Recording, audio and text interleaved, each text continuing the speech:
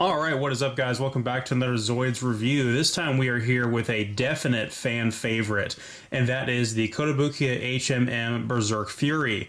So this review may be a little bit late to the game with this particular kit because there is another version of this exact same Zoid remastered and reimagined by a different company in the form of the Zoids Aggressive Series, Berserk Fury, and Storm Fury as well, although we'll get to that. This kit I originally didn't seek out on purpose. Actually, what happened was my friend Cheyenne, who is a big Zoids fan as well, had a roommate that had a boyfriend that was trying to flex on them more or less and decided to gift them some very expensive gifts. Her being not impressed by their rather insecure attempt to flex.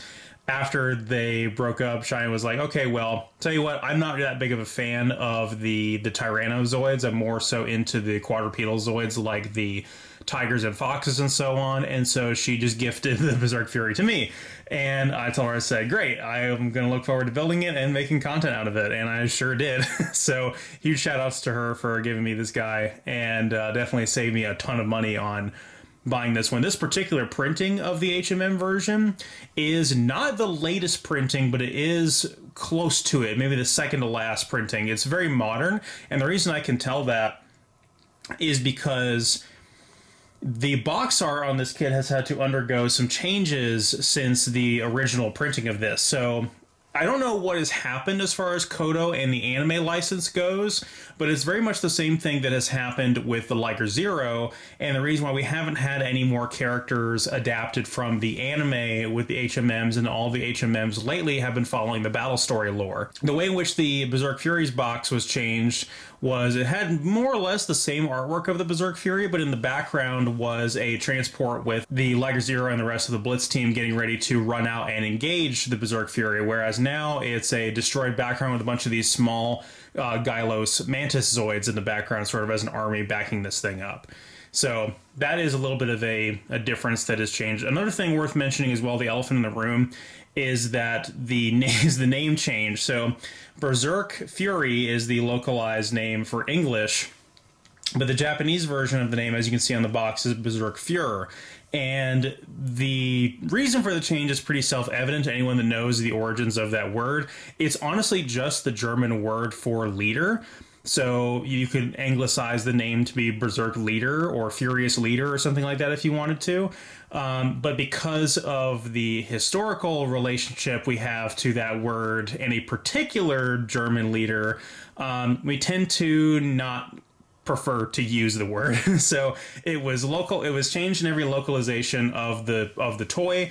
But interestingly enough, in the Zoids Battle Legends game, any English text that was in the Japanese version is left unchanged for the most part, and there's a lot of that. So the Berserk Fury is still called the Berserk Fury in Zoids Battle Legends, the English GameCube version, whereas they made changes like, Zaberfang as opposed to Saber Tiger and so on, but they didn't change Berserk Fury to Berserk Fury, which is interesting. So I also have the HMM customized parts kit for this kit, the Sturm unit, which turns into the Sturmfuhrer, which just means Storm Leader. And then, of course, there is the complete HMM kit that was made of this, that is both the Berserk Fury and the Sturm unit, that is called the Sturm Tyrant, which means Storm Tyrant.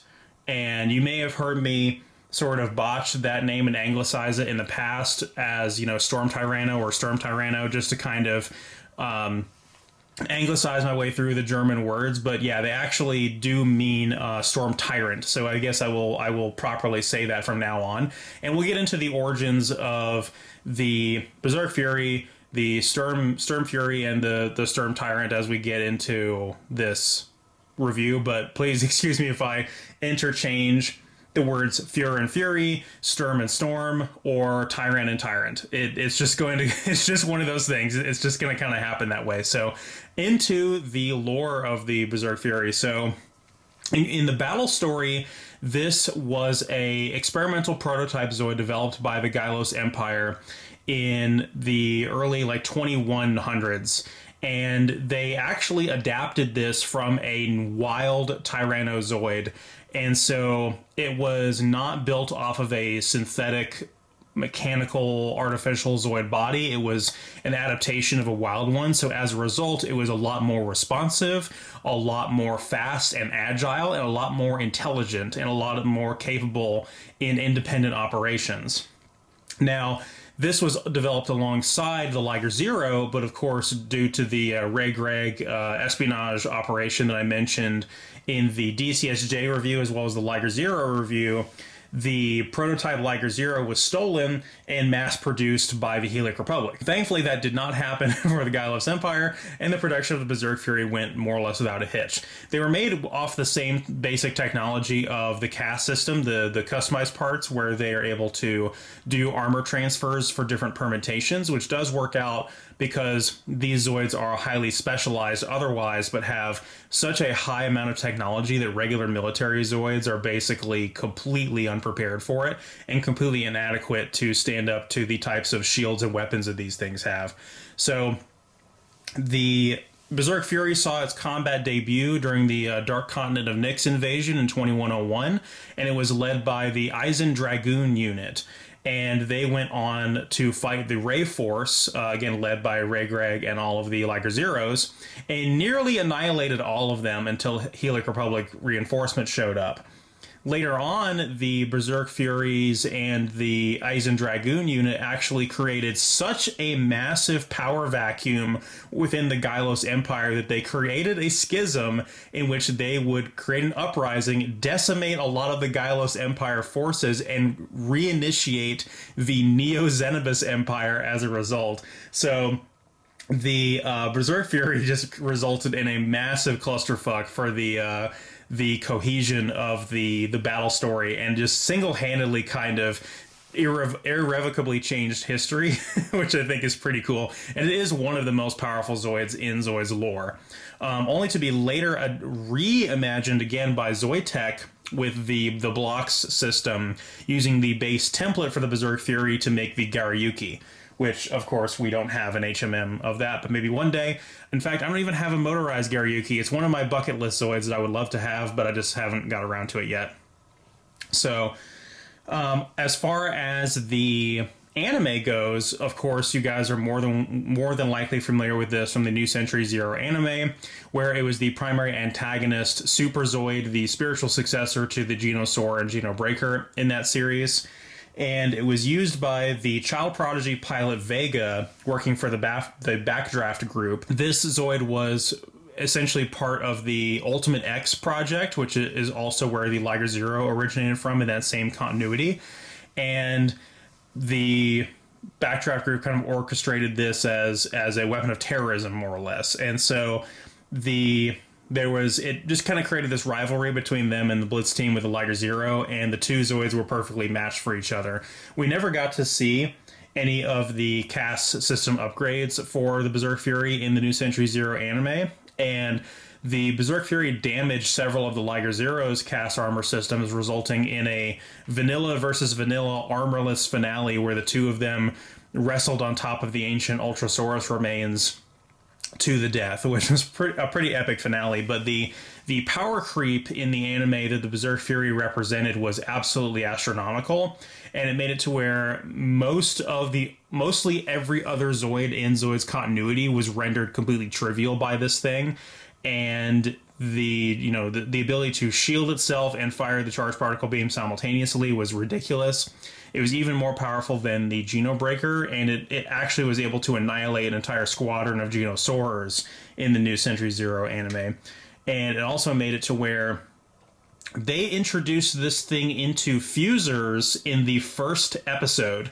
The character Blake, working for the Hammer team, has this thing at the very beginning. So they have to up the ante with the power creep in fusers almost immediately, because this is the base starting point of your power level in fusers. Same thing with the Liger Zero. But you do get lots of other cool, powerful Zoids in Fusers, such as the Gojiless Giga and the Garayuki as well. You also get another unique customized parts Zoids Fuser combination thing in Fusers with the appearance of the Buster Eagle, which can equip to the Berserk Fury and create the Buster Fury. And that customizability kind of does manifest in the model kit, where the entire weapon rack unit up here can be removed very easily through one peg in one of the rubber socket slots in the center there, which would hypothetically allow for a giant eagle-shaped weapon rack to appear on top, which is actually a pretty efficient way of arranging this kit. The Berserk Fury also appears in the Zoids Chaotic Century manga, of all things, and is piloted by Raven. The Chaotic Century manga continues way, way, way further after the end of the anime would, and takes the series in a very different direction. But there's some unique variants of the Berserk Fury that only appear in the Chaotic Century manga, such as, I think it's like the Shadow Blade version or something like that. It's really cool looking.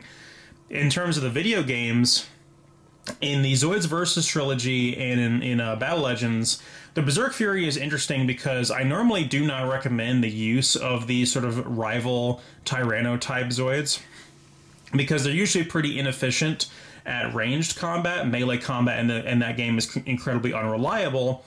And then there's the elephant in the room of your charged particle beam, the big selling point of these Zoids being locked behind your EX special move, which you can only use at low health and is likely to miss. So I never really recommend the use of those types of Zoids that are sort of marketed around that. But among those, the Berserk Fury is one of the better ones, because its primary weapon, the energy beams that shoot out of its weapons up here, are pretty accurate and have a degree of homing capability on them. And then the melee attack on this thing, it can create a stunlock that is almost impossible for your enemies to escape from. And it does make this thing a very formidable opponent when fighting against it in Zoids Battle Legends and the other Versus games.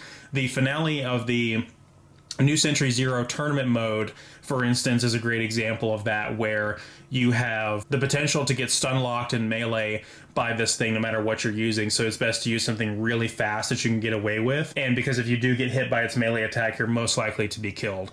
But you don't necessarily have to worry about the charged particle beam on this thing at all. It's never going to come up, ever.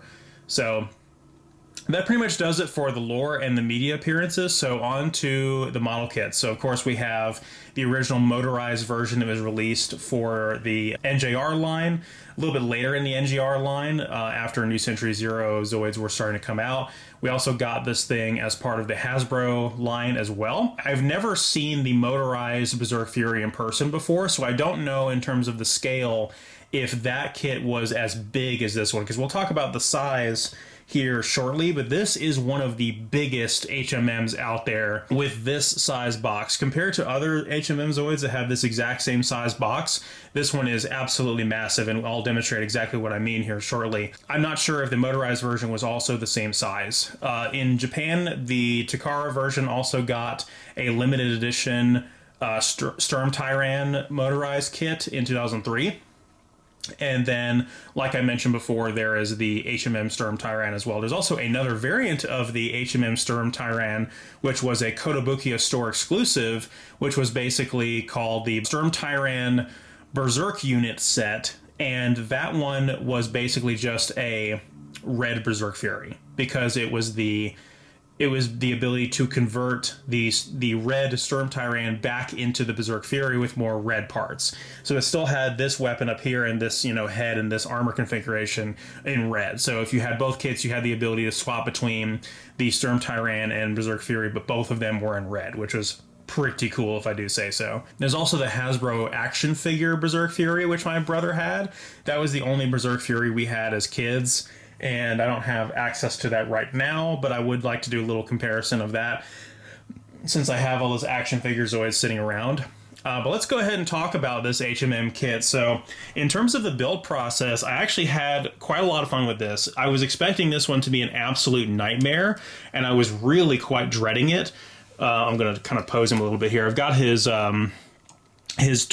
body sort of hunched up a little bit to sort of a resting position like it would be if he was an actual dinosaur. But I'm going to rotate that down ever so slightly and kind of get him more in line so he can get ready to fire that charged particle beam he's got there. But yeah, the articulation of this guy is fantastic. The build process was quite simple and straightforward. The torso of him, the main body, I was actually quite surprised, is very, very thin. The part where the hinges of the legs actually connect to the inside of the body is only about that thick, and the rest of it are these accent pieces that sort of attach to the side. But one of the things I thought was super cool about this guy was how they managed to do the pieces that lift up for the charged particle beams. You'll see here on the tail. Actually, let me rotate the base just a little bit more there. When I open the top piece, the bottom piece is going to follow suit with it. So, see if I can show that off. Yeah, and that's just because of each segment of the tail has a piece that not only connects the top and bottom, but also has a bar that runs along a track in the middle to where when you pull up on one of them, it's going to push that piece in the middle and automatically kind of pull on the pieces like that to get that effect. So that is just super cool, and something they didn't even do with the Genosaur or Genobreaker ones where they had separate moving pieces like that. So we're going to open those up, and you can also see, interestingly enough, on the tail here is another claw type weapon, which is interesting. I don't remember seeing that on the motorized version or in the anime. And of course we have the heel spurs, which pop down like this to add a little bit of support when firing the charged particle beam, but as the Genobreaker would demonstrate, that was not even necessary for this thing to go off. And there's also, on the back of his knees, some boosters that flop open like that. And I'm sure if you remember this in the anime or in the video games using its boosters, it has some on the back of its weapon pack there. It's got these that open up right here, which have a tremendous amount of detail inside, including a little booster engine in there and two more on the top section up here. But it's just so cool to see all these things flared out and ready to go. Like, this thing just looks amazing. The construction was really straightforward. As big as this is, again, if you're just getting into Kotobukiya HMM Zoids and you're nostalgic about the anime and you want to pick something like the Liger Zero or the Berserk Fury as your first kit, I would still recommend getting one of the smaller Zoids as your very first one, like the Command Wolf, Cannon Tortoise, or even the Rev Raptor. But if you're going to go for one that is this size box, I would highly, highly recommend the Berserk Fury because the build process was very straightforward. I wasn't worried about breaking anything. There weren't any parts that were super finicky to put together. There were some parts where I was kind of zoning out while building it, and I had to correct a pretty major mistake that I made. I actually forgot to put in one of the rubber socket seals in his hip joint there, so I had to completely take apart his leg in order to reattach that and put that in there. The level of articulation on the weapon rack is also kind of ridiculous because, first of all, the weapon rack sits on this nice little tray very easily, which could potentially offer for some customizability if there was another weapon that could attach there. This thing kind of pop out of the tray and still leave the tray connected to the base of the body there. But there are these arms that articulate out right down here where my finger is pointing, and then there's another articulation piece back here, which gives you the range of motion where you can see the arm is kind of elevated like that. It swivels here, and then it actually swings left to right back here. So let's see if I can kind of move these out and get some more dynamic articulation out of these. Now, the problem I do kind of have with this is that parts of these are not done with the rubber socket pieces. Parts of these are done with plastic just rubbing on plastic, and I don't know how much I like that. But yeah, we can, each of the, make sure that's even on camera there, each of the arms kind of articulate out like that and then pivot inward to give this sort of spread out range look like that. And then of course these can spin as well, although their joints are very, very tight, so I want to be careful with that. And I probably will be displaying these with these arms somewhat out and in a battle position like this, because I just think that looks cool. Although I will say I'm actually a little bit worried about how much room this thing is going to take up in my showcase, because it is just absolutely massive. It is a big old boy. Rotate that out to the side. That's kind of already where I want it. And then, yeah, as soon as we open each of these blade talon things, and then we can kind of angle them back in to create that effect there, which is just super, super cool. It just makes this thing look so menacing looking, and really also just kind of exemplifies the size of this thing by having everything all flared out like that. It just, oh, it looks so cool. And I'm not even that big of a fan of the Berserk Fury. I just absolutely love this. So we're going to do a quick little size comparison. Set that off to the side there, and I'll show you just how much bigger this is than other HMMs. So here we have the Psychogenosaur, which is the only other HMM Tyrannozoid I have built right now. And I will say one of the things that makes the Berserk Fury look so much bigger is the armor. Without the armor, this guy does look pretty scrawny, but in terms of lore, he is kind of meant to, at times, not have the armor on. So you can kind of see there just how much thicker and more bulky. He's taller, his head is bigger, everything is just larger about the Berserk Fury, and it does kind of make it, you know, almost intimidating. I mean, put this next to the Liger Zero, and it's like, oh god, Liger Zero is supposed to fight this thing? This thing is huge. And then I have a rather hilarious comparison as well, which I'm doing strictly for laughs. So we'll bring him back in the center here, and we'll do a size comparison with the Modeler Spirit Series Godos, which I just recently built as well. Yeah, that's pretty sad right there. I actually kind of halfway wanted to pose it with the Godos in his mouth, like crushing it. Yeah, you would hate to be that guy right now if you were in that situation. That is a big yikes. So, yeah, this guy's huge. But like I said, in spite of that, and it's not like they really cut any corners with the build complexity in order to make him large. It's not like they made a bunch of the pieces large and already together. There's quite a few pieces that are your typical HMM level of complexity. But all that being said, I do highly recommend this kit if you are looking to purchase this. It does get reprinted quite often. It is very likely that you'll find the most recent printing of this from like 2020 or 2019 still available on sites like HLJ or maybe Nin Games or stuff like that. And the poor sap that bought this for my friend Cheyenne that tried to flex, he bought it off of Amazon. I can tell by the sticker that was on it. So he probably paid, you know, name your price for it, easily over $100 for this. And this is for the previous printing, the 2018, I think, printing, which, again, shouldn't be that hard to find.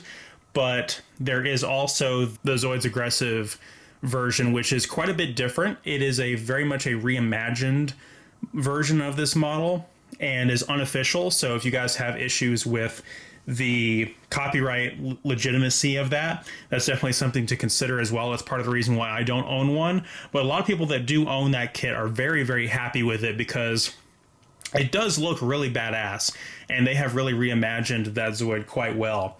And so it would be really cool to do a side-by-side comparison of one. I probably won't put out the money for one of those, even though they are more inexpensive than the Kotobukiya HMMs.